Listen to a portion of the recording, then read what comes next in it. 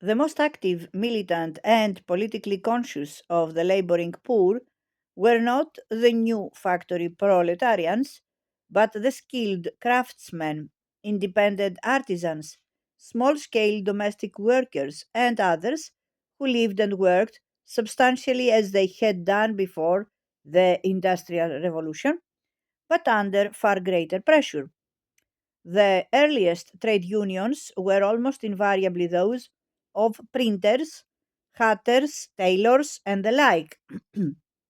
The nucleus of leadership of Chartism in a city like Leeds, and this was typical, consisted of a joiner turned handloom weaver, a couple of journeyman printers, a bookseller, a wool comber.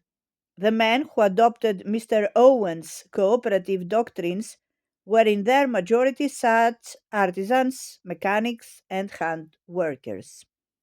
The earliest German working class communists were traveling journeymen craftsmen, tailors, joiners, printers.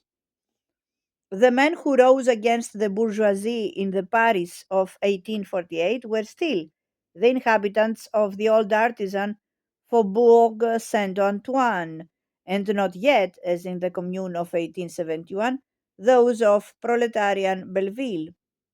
Insofar as the advance of industry destroyed these very fortresses of working class consciousness, it fatally undermined the strength of these early labor movements.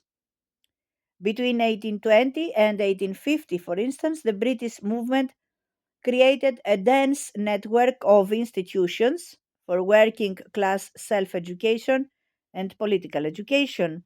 The Mechanics Institutes, overnight halls of science, and others. By 1850, there were, not counting the more obviously political of these, 700 of them in Britain, 151 merely in the county of Yorkshire, with 400 newsrooms.